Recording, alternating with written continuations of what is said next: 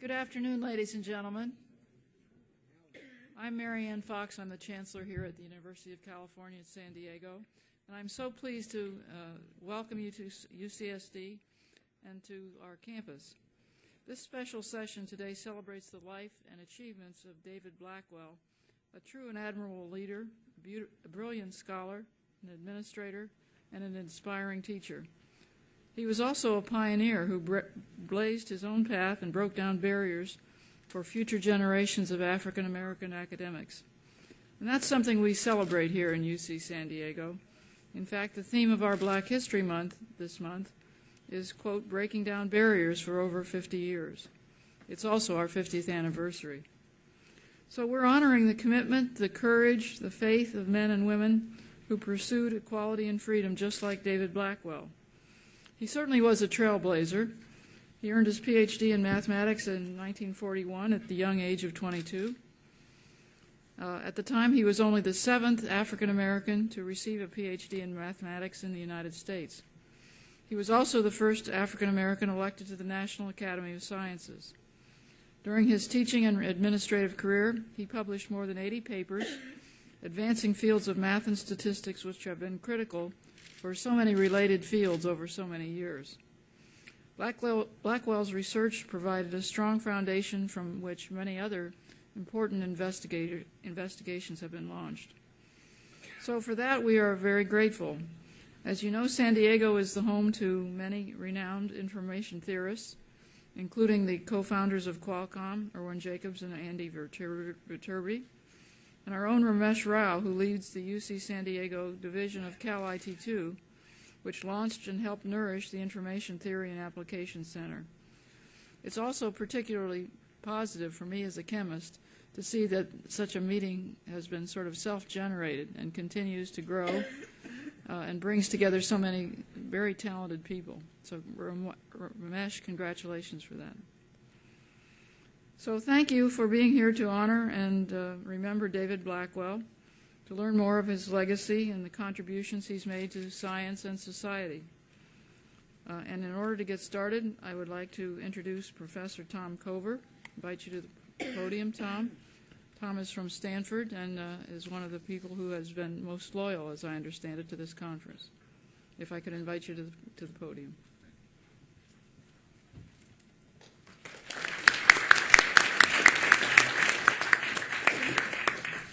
Thank you, Chancellor Fox. Well, it's a great honor to be allowed to honor David Blackwell, one of the true giants of mathematical statistics. And as you'll find out, contributor in information theory, game theory, mathematical statistics, probability theory, and other areas. He's noted for his crystal clear ideas, the novelty of his ideas, and to top it off, he insisted on crystal clear proofs. So it's hard not to admire such an aesthetic, and it's one of the things that has made him so influential over the years. I'm especially excited because he's one of the first influencers on my thinking. It took me 15 years to apply his approachability, excludability results to some things in finance. Robbins and Blackwell came up in the 50s with the idea that you could get something for nothing, which is to say you could do prediction as well as if you knew ahead of time the empirical distribution of what the sequence was going to be. And Blackwell then extended that and generalized the whole idea to that of approachability, excludability. That is, you have a convex set, you have a hyperplane, one person approaches the hyperplane, the other person tries to set up a hyperplane that's far from the convex set. And one person is trying to approach this set, and the other person is trying to keep you from it. And that includes universal prediction, which he's one of the founders of, as a special case. So later on, we all know that there are things called universal prediction, universal estimation, universal data compression, and universal portfolio theory. And they all have sort of their intellectual origins, if not their direct consequence, the theory of David Blackwell on approachability, excludability. So, without further ado, I would like to open this hour session with a video that's been created here by Doug Ramsey on the life and contributions of David Blackwell. And then we'll have our distinguished panelists give you their own points of view on how Blackwell has affected their lives. So the video.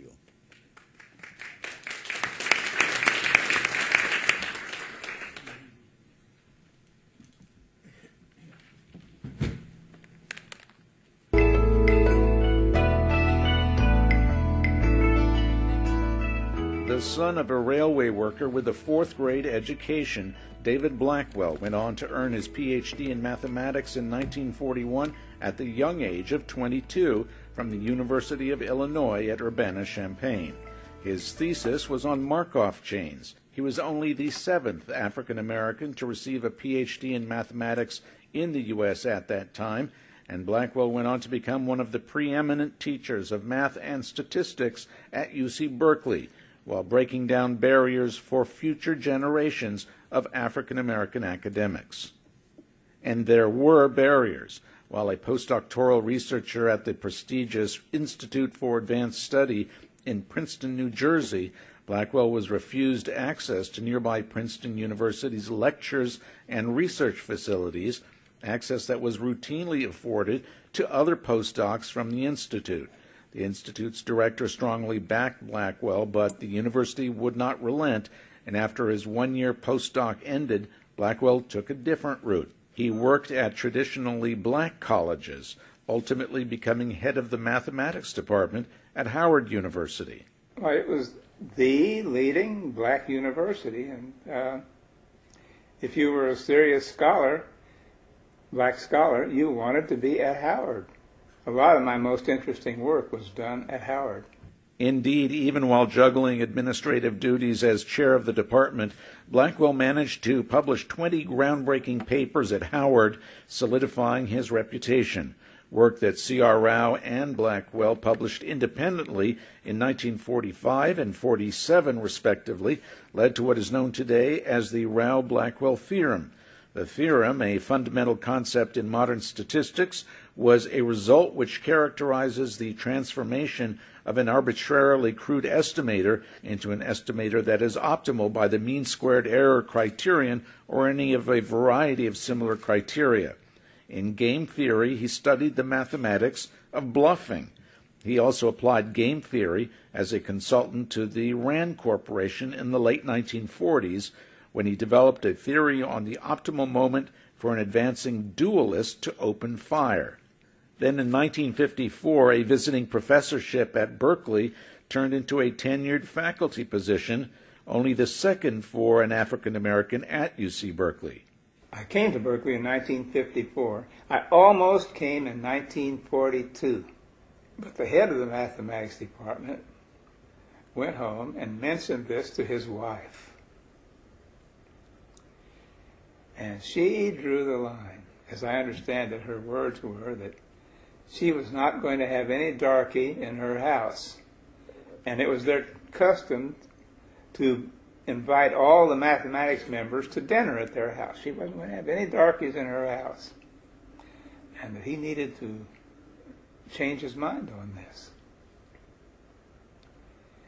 And he came back and reported it to the department and said, I think we need to rethink this. And they did, and they offered the job to somebody else. By 1956, Blackwell was chair of the statistics department, where he remained until his retirement in 1988. When he died in July 2010 at the age of 91, the New York Times headline did not mention David Blackwell's race. Instead, the paper led with his achievements as a scholar of probability and game theory. In more than 80 papers published during his career, David Blackwell also contributed to other areas of mathematics, areas such as dynamic programming, measure theory, set theory, mathematical statistics, and including information theory. Blackwell also wrote landmark textbooks. In 1954, he co-authored Theory of Games and Statistical Decisions with Meyer Gershik. In 1969, his Basic Statistics became one of the first textbooks on Bayesian statistics. His awards included the John von Neumann Theory Prize, and he served as president of both the Institute of Mathematical Statistics and the International Bernoulli Society for Mathematical Statistics and Probability. But there was no greater honor than being elected to the National Academy of Sciences in 1965. Blackwell was the first African-American scholar admitted to the Academy. I didn't especially expect to be elected, and I didn't think if I were elected it would be a big thing. So I was surprised when I got that telephone call from the president of the university congratulating me. Blackwell also went on to amass 12 honorary doctorates from the likes of Harvard, Yale, and Carnegie Mellon. Other scientists owe a great debt to Blackwell for his broad interests. He was known for his independent invention of dynamic programming, which is used today in finance and in various areas of science, including genome analysis. He also is known for the renewal theorem, used today in areas of engineering. And above all, he influenced generations of the best and brightest graduate students in mathematics and statistics at both Howard and UC Berkeley, passing along his passion for solving problems with simplicity and elegance. Blackwell is survived by 4 of his 8 children. His wife Anne died in 2006 after 62 years of marriage.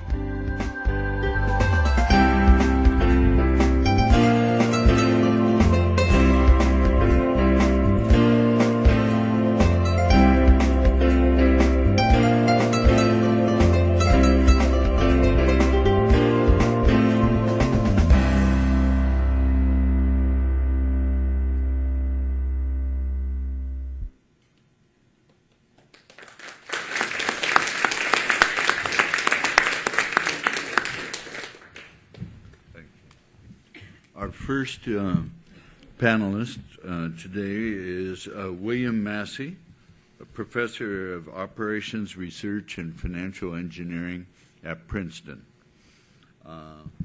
William Massey is the 2006 winner of the Blackwell Tapia Award.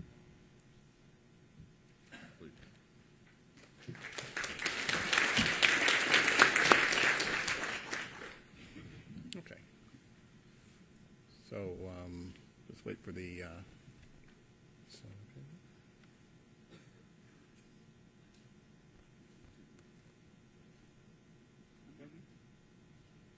Yeah, there we go.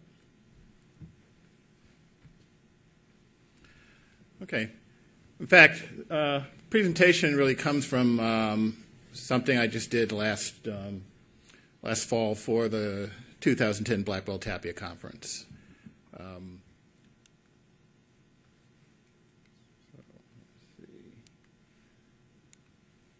I titled this some of David Blackwell's reflections on the work of David Blackwell. Okay.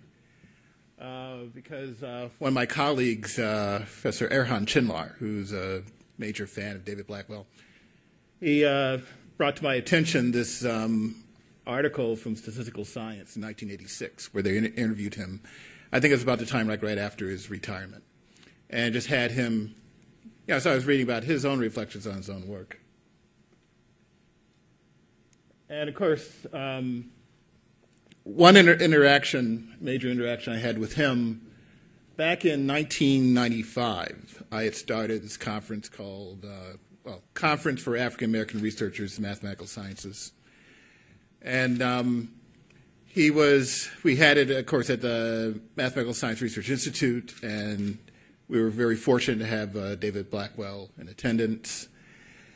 And just to blow up that photo a little bit, so there he is. And a lot of the young, so half the people there were professors, half were grad students, and all of them were very happy to get a chance to talk to him and hear about his personal story. So anyway, let's go back to him. A lot of these photos you might notice come from, Life magazine took these photos, I think, in the early 60s when he was in Berkeley. And so it's great to have things like Google Image to find these. And I was trying to figure out, okay, this is David Blackwell. There's so much to cover. What do you talk about? Well, reading his interview, I found I had an easy way out. Okay. So this is a direct quote from him, so who am I to argue?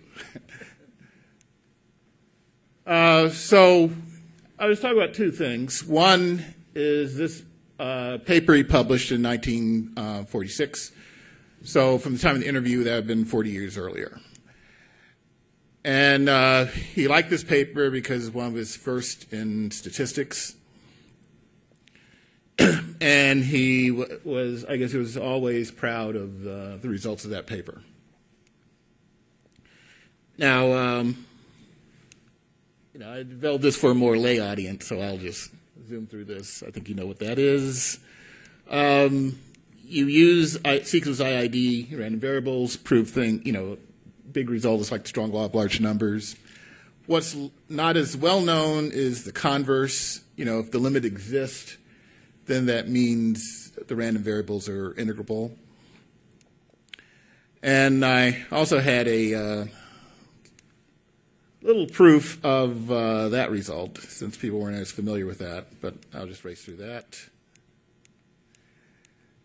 So let's get on to the main thing. From your IID sequence, how do you define stopping time? Like stopping at time n is based on what's happened to the random variables up to time n. And so what's Rawls' theorem? So if all those IID random variables, if they're all integrable, and then you have a stopping time, it's also integrable, then both of these results will be true. So that's Rawls' theorem. Now, how did he prove that? First, he defined a sequence of random stopping time. So after you stop the first time, you just start all over again, and you effectively recreate that same stopping time on the next part of the sequence of IID random variables, and then you just keep going. Then, once you define those following sums. So when you start it all over again, you just add them up until the next stopping time. So here's his proof. Okay, you just write, you just set this equal to those products. First one converges to the mean of x because of the strong law of large numbers. Second product, second factor converges to the mean of n because of the strong law of large numbers. But all that tells you is that the left-hand side, converges. So now you use the converse for a strong law of large numbers to say that means that quantity must be integrable. And so then the limit actually does converge to what you want.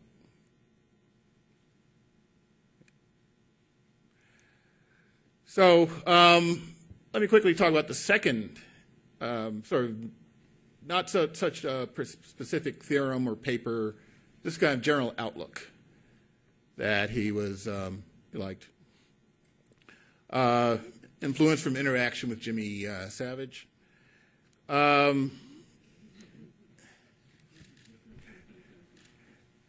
he was just a big believer in Bayesian statistics. Now, of course, remember he's saying this in 1986. So he was, but he got to see later how the Bayesian way of thinking just took over. And I give you my big overview for people not familiar with Bayesian statistics.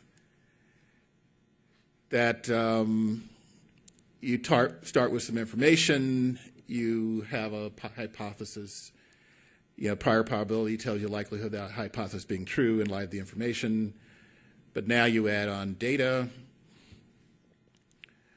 and you develop a likelihood function. And from that you can, you want to infer the posterior probability. So basically you're saying that what's the probability of this hypothesis being valid in light of not only the previous information, but in light of new data. So this is what's called statistical learning. Okay. So that's sort of the Bayesian philosophy. Now, he said too, but I'd be remiss if I didn't try to squeeze in a couple of more. So I think I'll talk about 5 of them.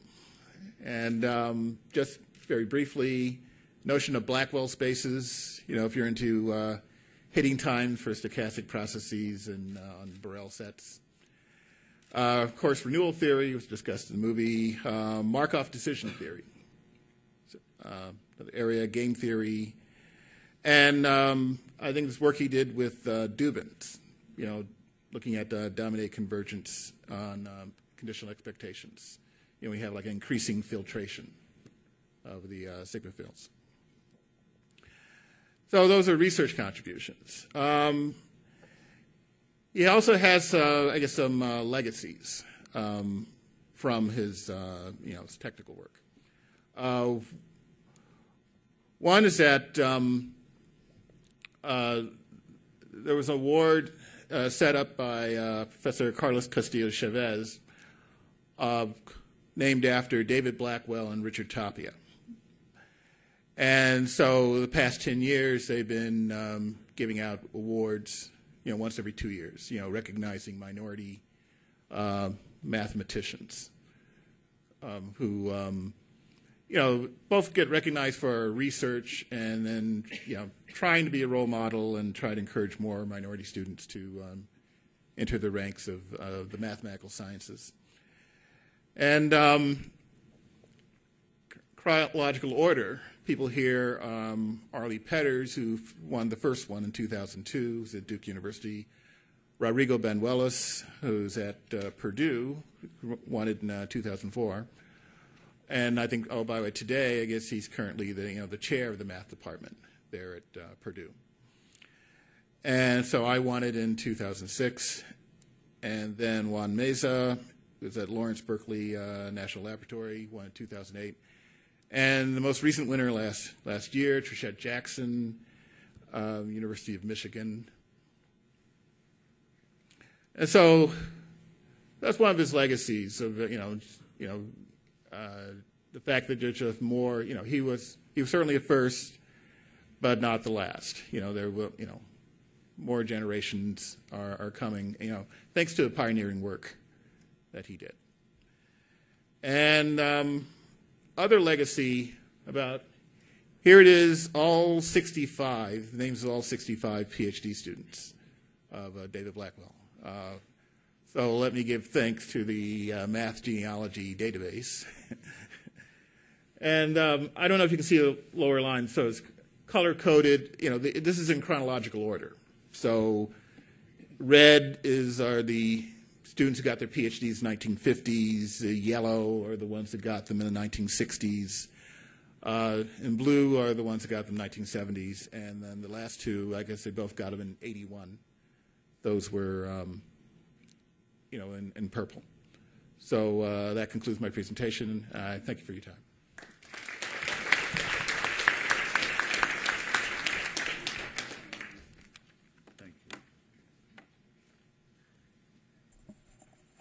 All Our next speaker is John Rolph. He's a professor emeritus of statistics at USC and one of David Blackwell's PhD students, receiving a PhD in 1966.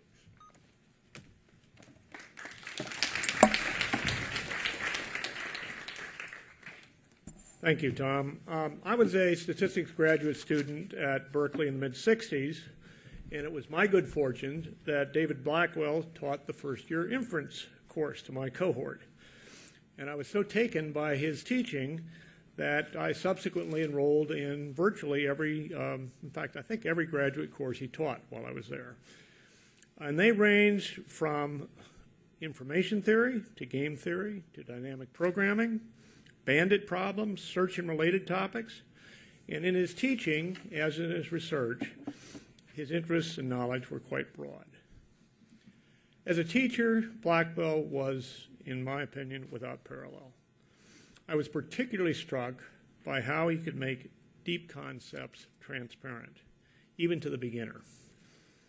Indeed, the depth was such that understanding sometimes blossomed mysteriously and gradually. I recall going over class notes and only later beginning to understand how deep and subtle some of the concepts he had presented were. It was almost like he'd put one over on you. It was this phenomenon that led a group of graduate students, Steve Stigler, Bruce Hoadley, myself, to adopt the practice that when we took a class from him, two of us would take notes, and one of us would listen very intently. And then after class, we would go over and make sure that we actually really understood what had been presented. As you've already heard, unlike many scholars who specialize in one or two areas, Blackwell was a man of remarkably diverse interests. Thus, his students worked on a wide variety of topics. While I was there, he supervised dissertations in information theory, dynamic programming, game theory, Bayesian inference, that was me, search theory, probability theory, stochastic processes, stopping rules. And he moved from student to student with astonishing flexibility and focus. Indeed, to say that Blackwell was a quick study is a remarkable understatement. When you met with him, he would look over what you'd done, ask a few probing questions, suggest an approach or two to your current difficulty, and send you on your way. And these sessions typically ran 10, maybe 20 minutes.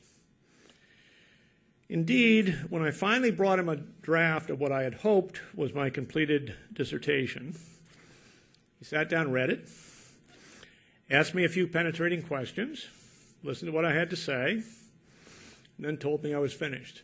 This all took a half an hour.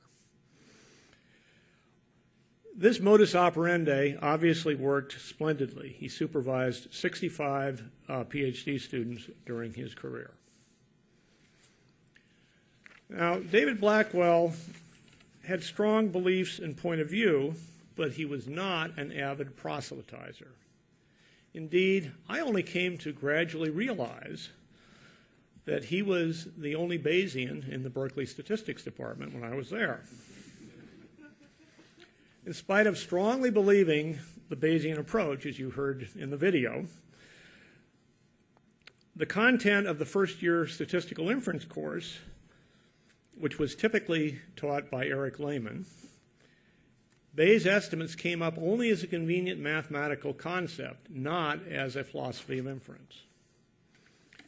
That he was not a vociferous proponent of his belief in the superiority of the Bayesian approach was typical of his non-confrontational way of interacting with colleagues. David Blackwell was a man I shall remember with great respect and affection. He was a man of modest demeanor who would solve seemingly intractable problems with mathematical rigor, elegance, and transparency. The impact of his research was both substantial and broad, and he treated his students as equals, both helping them and challenging them to be successful in their research. He was a person of extraordinary character and ability, and it was a privilege to know him and learn from him. Thank you.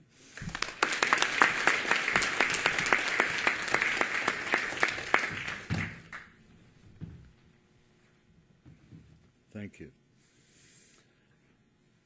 Our next speaker is David Brillinger, who's a professor of statistics at UC Berkeley, a colleague and a friend of David Blackwell's over the years.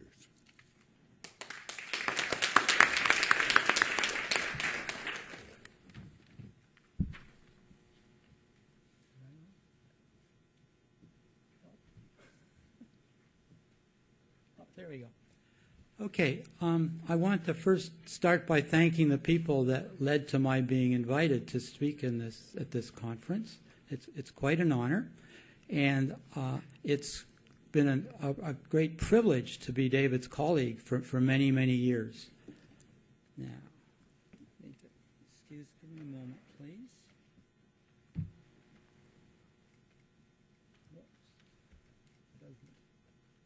Well, I was expecting it to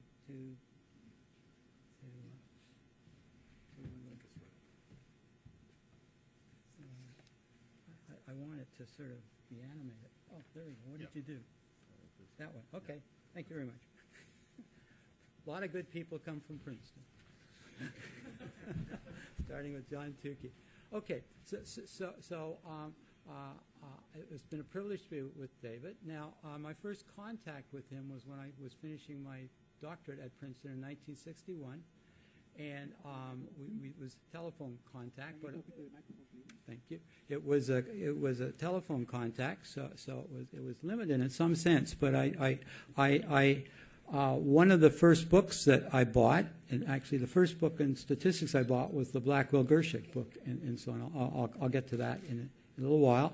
And then I intersected with David in 67, 68 as a postdoc, on a sabbatical from London, and then I moved to Berkeley permanently in 1970.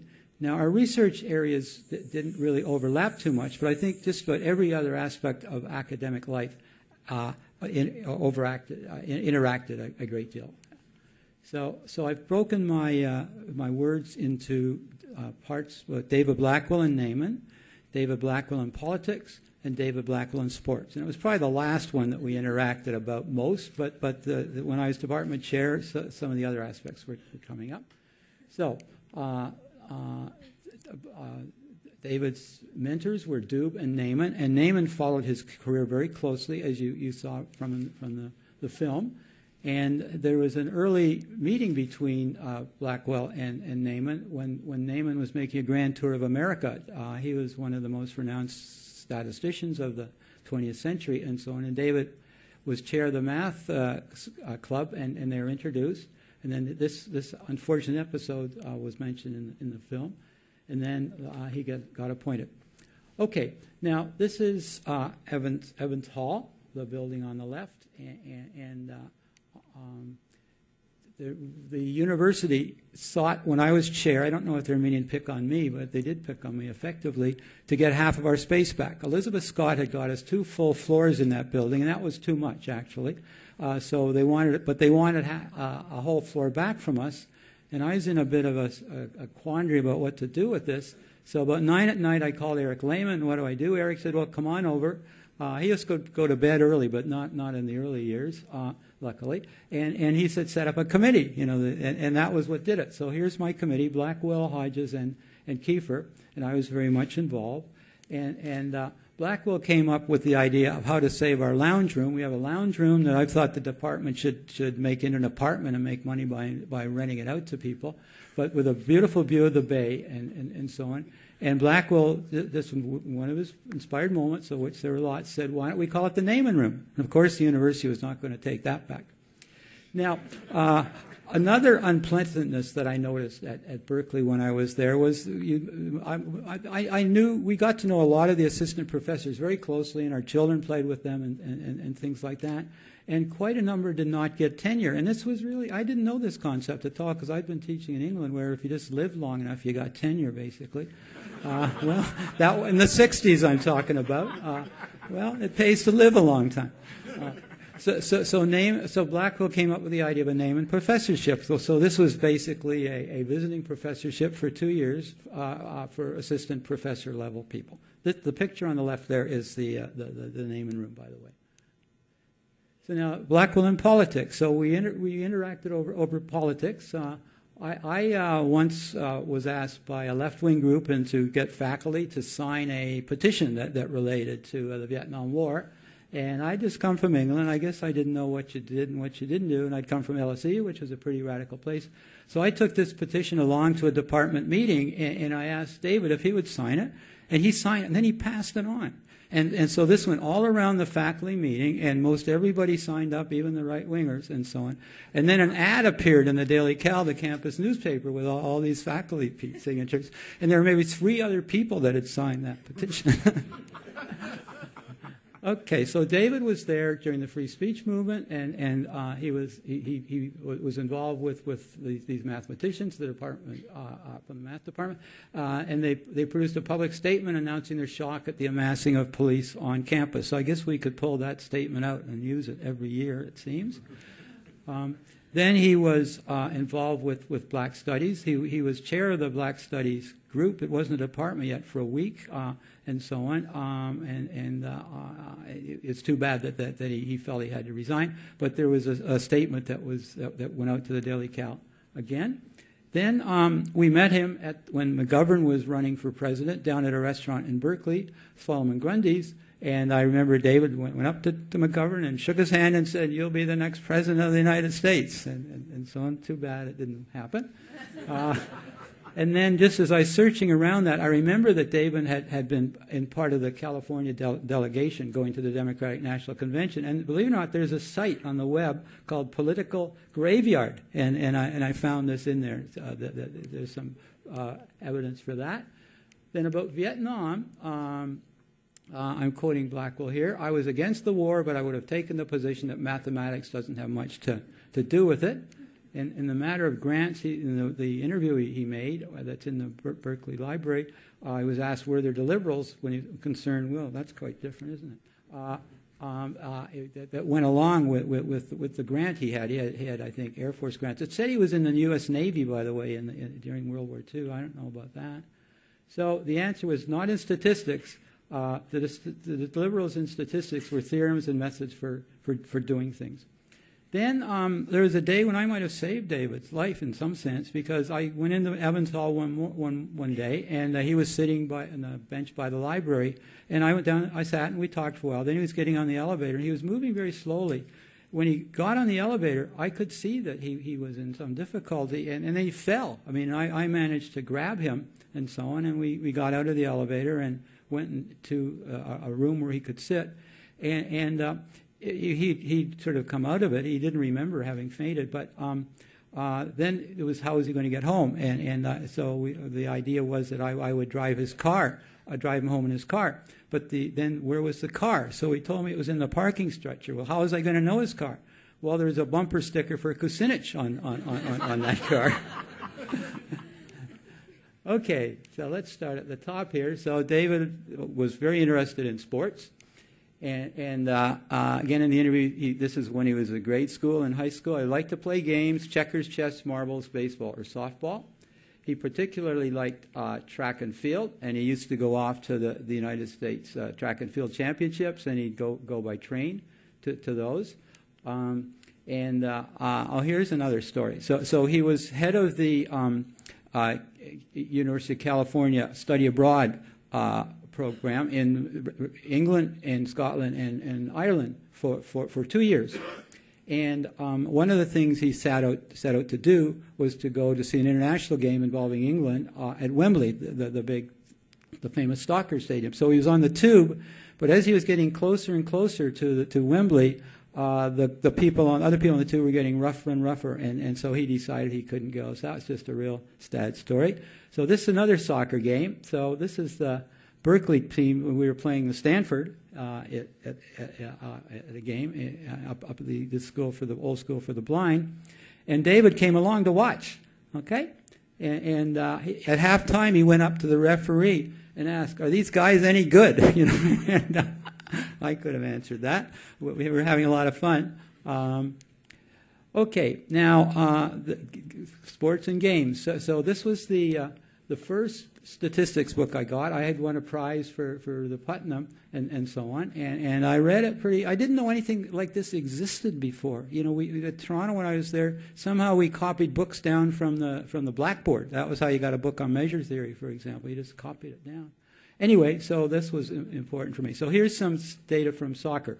So this refers to penalty kicks, and the table gives the percents that are scored. So when the kicker kicks to the left side of the goal and the goalie leaps to the left side, he scores 60% of the time. If the kicker goes to the center and the goalie goes to the center, you just score 30% of the time. So that would be me mainly, probably, just standing there. So this is a zero-sum game, and this fellow, Hay, he pulled this data together, and he used the min-max theorem to find the random strategy. Here it is. You know, the goalie goes left 44% of the time, and so on. And David, and 8% of the penalties are scored if either the players are using the strategy. And I showed David this, and so on. And his remark was they would know that. You know, he had a high respect for athletes. So this was not going to be news to the goalies or the penalty takers. He was full of one-liners like that, really. Now, something else that he liked a lot was very short proofs and cute proofs, and this has been referred to several times. So this is one that impressed him, I think, his whole mathematical career. Suppose you want to know the sum of the angles in a triangle. Well, he loved to talk about the helpful line. You draw that line up at the top, and because it's parallel to the base, you see the equality. So you get pi or 180 degrees or whatever units you want. So he loved proofs like that. This is my last little story. So that thing there is called a California Chariot. And I saw it in a store window on sale. I was curious. I went in, and I ended up buying it cheaply at a good price. So the front is basically a tricycle front, the wheel, and there's a brake on the handle. And then it's basically like two skateboards or two scooters that come behind. You see I've got one foot on one and the one in the middle. And then you work it like a scooter. And along you go. Now, I brought it into campus one day, but I forgot to bring a lock, so I had to take it up to my office. And David saw me, and he wanted to know what that was. And I did this about 6, 7, 8 years ago, not that long ago. And I said, "Do you want to try it?" And he sure did. So this is the corridor outside my office in Evans Hall. It sort of looks like a Hilton hotel from that shot. Too many doors closed is our usual problem. Anyway, you should have seen him go. He flew. You know, if he'd been in the 100 meters, he would have beat all the famous guys pretty easily. So good for David. Now, this is from the University of Illinois News Magazine, David Blackwell Superstar. It's a total privilege to have known him, and I think many of the audience are seeing what a privilege those who didn't know him had. And I don't like to do it, but I have to say, and go Bays, you know. At Berkeley, it's go Bears that you hear all the time. And if I could actually talk to John now, I have a feeling that the Bayesians weren't in the Berkeley department in the 60s because it was all subjective Bayes. People were basically making up data, you know, and that just, and some of the people proposing that offended a lot of people. So thank you very much.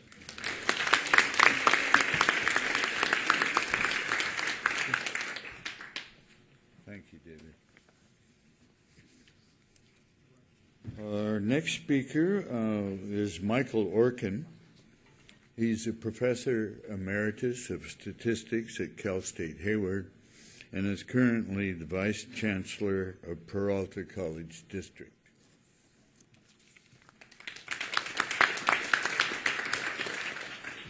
Thank you, Tom. It's an honor to be here today. When I became a statistics graduate student at UC Berkeley in 1967, the UC Berkeley Stat Department was roughly divided into two groups, the statisticians and the probabilists. David was the intersection. He did stuff in every area. In fact, his amazing body of work touched many areas of modern mathematics. I was first exposed to David's style when I was a TA for Stat 2, the Berkeley Elementary Stat course. We used an early version of his text, Basic Statistics, a bold book which, despite its brevity and seeming simplicity, was brimming with deep concepts, including Bayesian themes, while not including some of the topics in standard statistics texts. During that semester, I attended a seminar where David gave a talk on Gale Stewart games, games of perfect information like chess and checkers, except with possibly an infinite number of moves. These games involve logic and set theory, and have nothing to do with probability or statistics. It was the first time I heard about game strategies expressed in the context of set theory. I was hooked by that talk. I knew then that I had to study with David, and I did. Later getting my PhD in game theory with David as my advisor. My experiences with David were very similar to those described earlier by John in his talk. There were few mathematical boundaries with David. His only constraint was that problems he worked on were interesting to him. One exception. David didn't like the axiom of choice. More generally, he seemed to feel that if you needed to add an axiom when you were trying to prove something, you were somehow cheating. When I was a grad student, I solved a problem that David had posed in an earlier paper about Blackwell Spaces, in which I needed to well order an uncountable set in order to find a counterexample to the question he posed. In other words, I had to use the axiom of choice. David told me that my solution was very elegant, but that when I left his office, he was going to have to open a window to air out the room.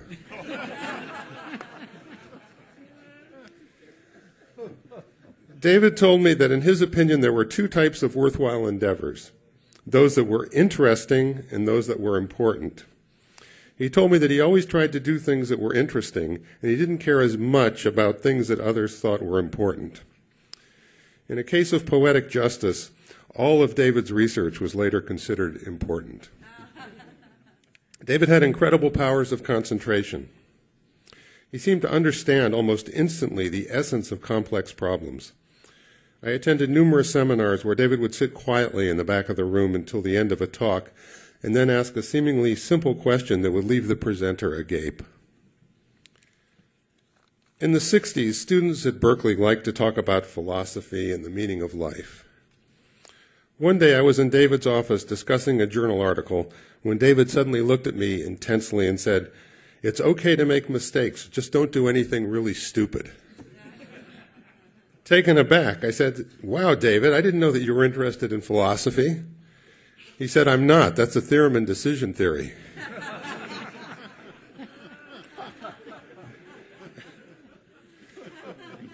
I didn't see David much in recent years. When I did, we had lively discussions on a variety of topics, including sports data, with which I was familiar.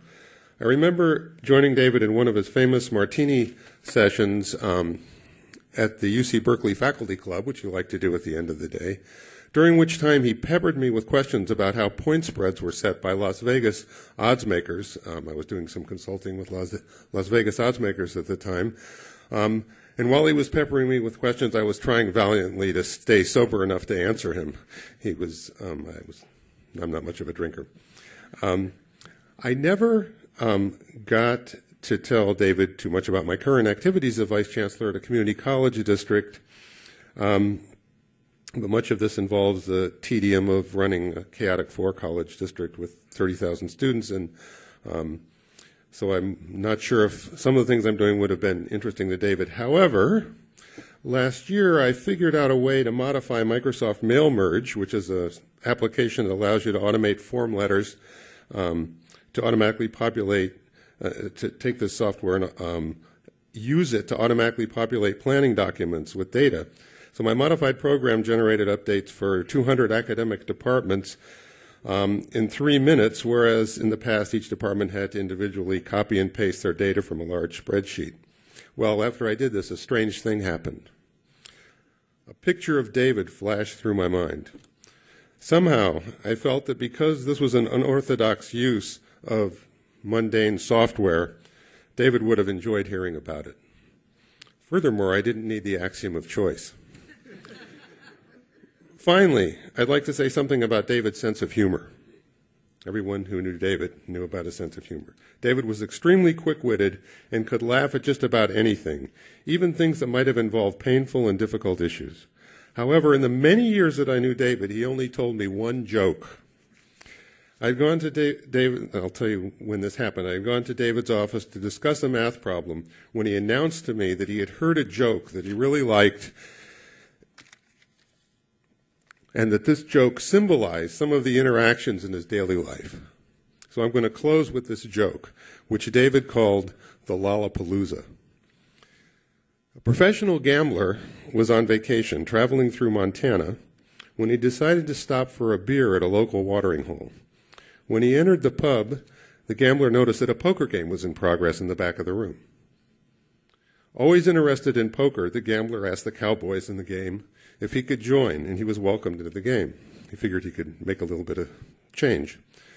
Not much happened for a half hour or so, and then the gambler was dealt a flush. The betting got big, and soon there was $5,000 in the pot, and just one cowboy left in the betting. The cowboy showed his hand. 2, 4, 6, 8, 10, 2 hearts, 3 clubs. He was bluffing. The gambler turned over his hand. "I've got a flush," he said, and started to rake in the pot. Not so fast," said the cowboy as he grabbed the gambler's arm. 2, 4, 6, 8, 10, 2 hearts, 3 clubs in this town is a Lollapalooza. A Lollapalooza beats anything. So, the gambler, who was surrounded by burly cowboys, decided not to argue the point, figuring that he'd soon recoup his losses because he was a professional poker player. After an hour or so of uninteresting play, the gambler was dealt 2, 4, 6, 8, 10, 2 hearts, 3 clubs, a Lollapalooza. The gambler bet big, and soon there was one cowboy left in the hand and $10,000 in the pot. The cowboy showed his hand, a full house. The gambler turned over his hand and triumphantly exclaimed, "This time I've got the Lollapalooza." As he started to rake in the pot, the cowboy grabbed his arm and said, "Sorry, pal, only one Lollapalooza per night." Thank you.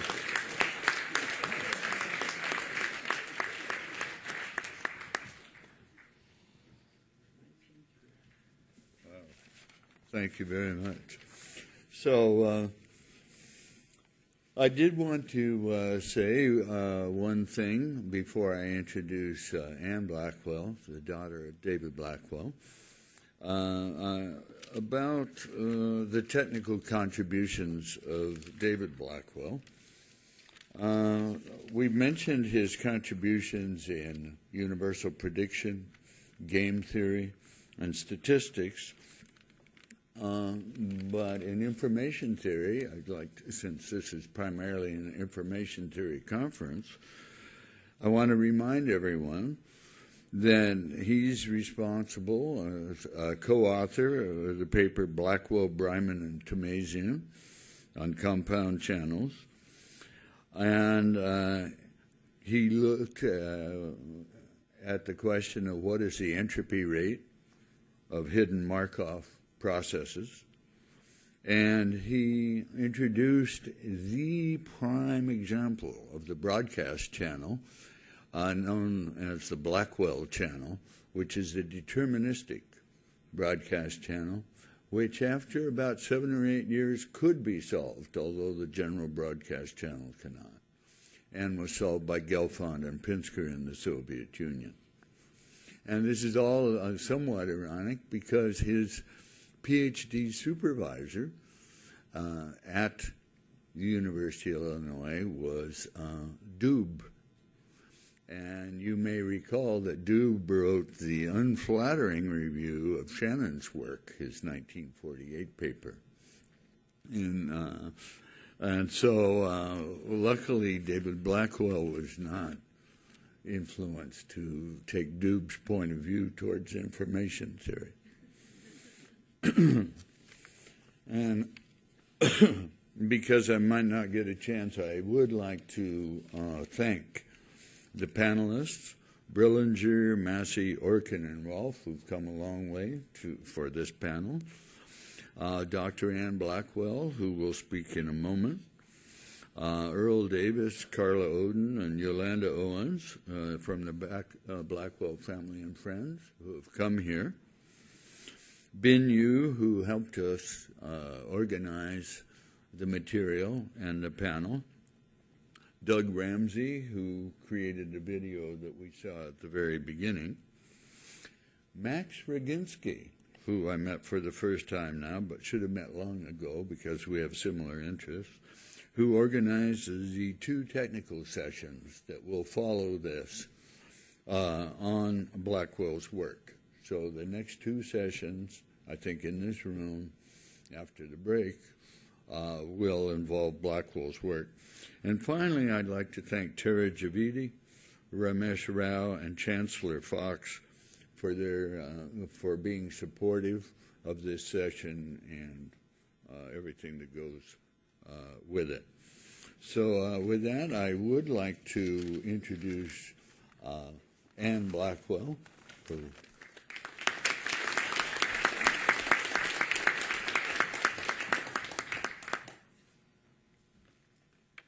Thank you to the panelists.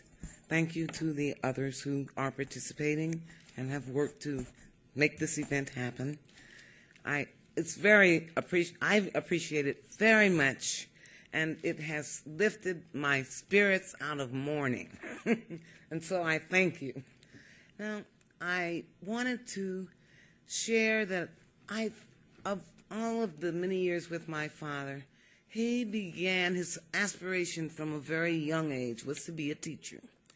And he didn't think specifically of being a teacher at the university level, but as he went to college and grew, that became his more focused. Well, my mother was also a teacher.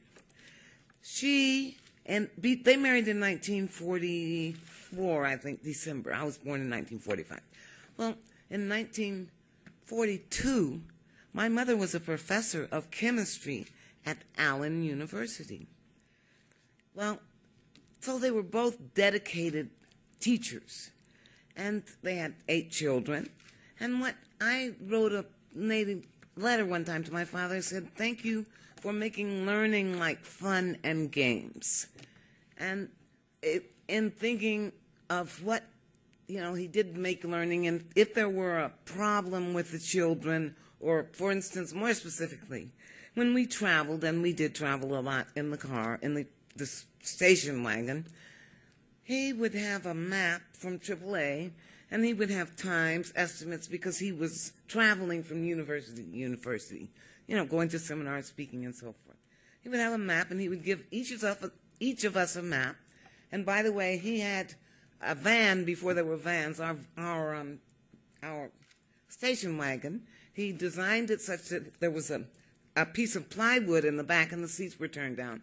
And when we'd stop at the national parks, we would take this piece of plywood and spread it across the top of the front seat. And so we had bunk bed. Mommy and Daddy were on top, some of the children were in the back, and some were on the front seat or on the floor. But we had lots of fun. Well, but the point that I wanted to make is that his way of teaching was very charming to me, if I could capture that. And to put it as concisely as I can, he had a way of bringing forth the lesson in a manner that the slowest student was not excluded, and the brightest student who may have already known the answer before we came. And for instance, he applied that with his own children. When we would travel, he would have this, we don't have a map, and he would have gasoline estimates, time estimates for how long it was going to take us, estimates for how long we'd go to the bathroom, estimates for what the traffic was going to be, and so forth. And so he taught us, this is his way, he taught us to read maps. He taught us to, learn how to do miles per gallon, and if you go faster, you're going to get less mileage and so forth.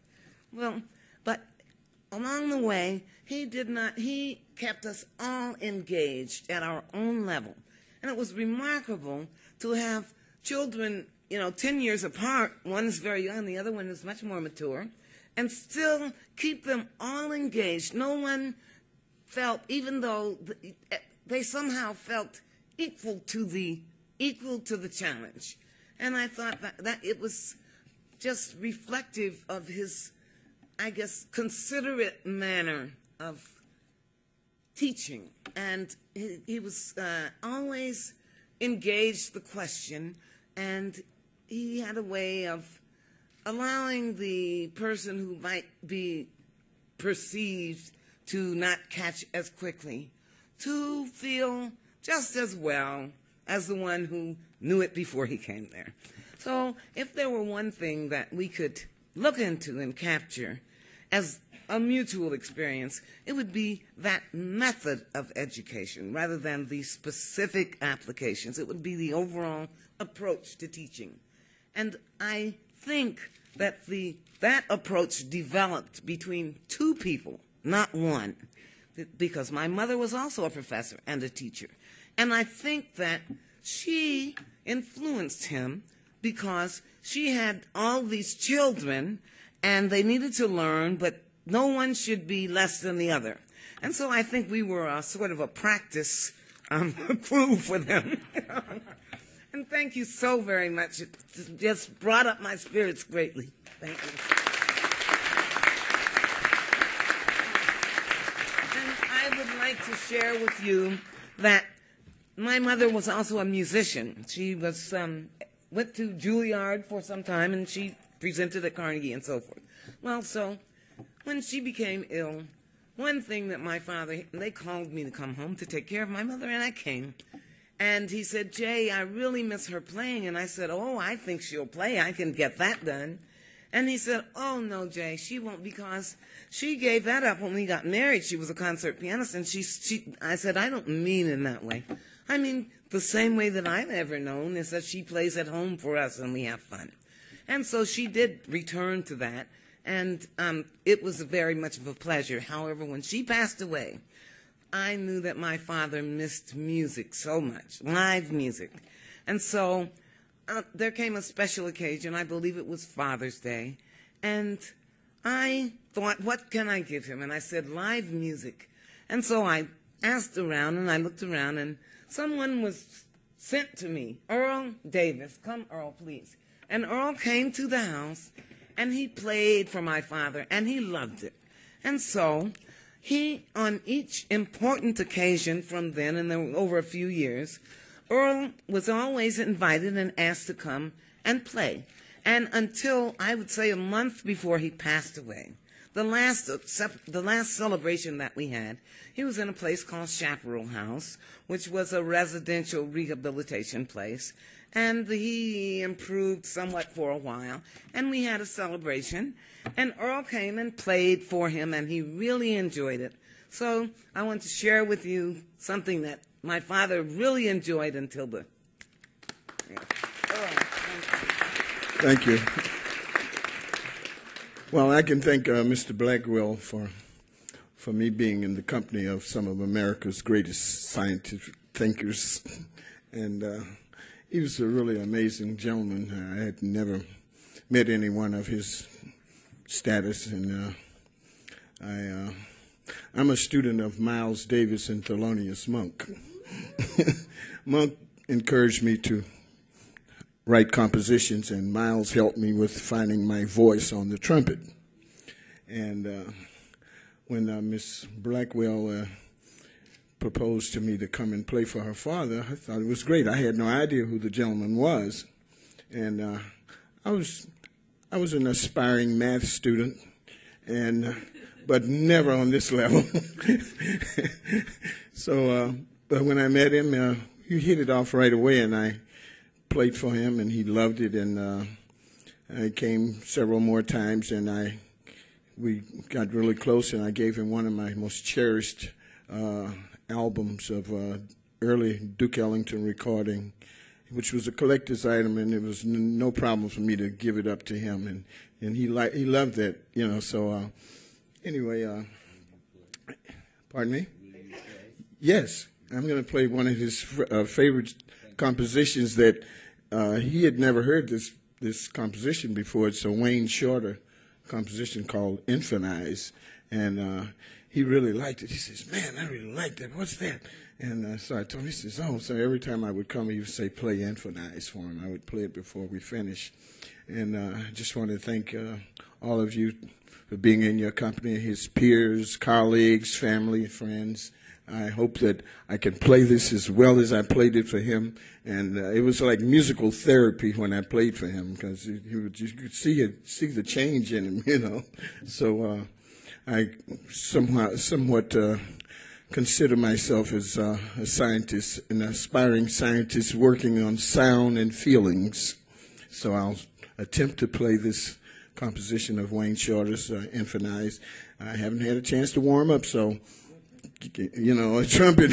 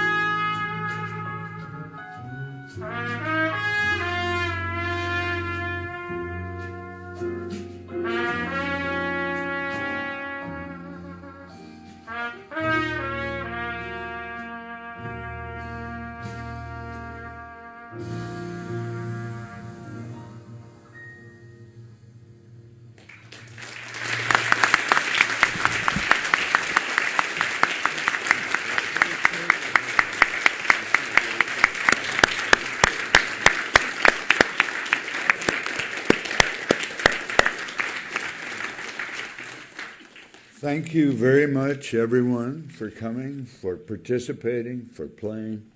And as we leave, I draw your attention to Carla Oden's exhibit outside, which is some more material about David Blackwell from the memory service that was held for him up at Berkeley.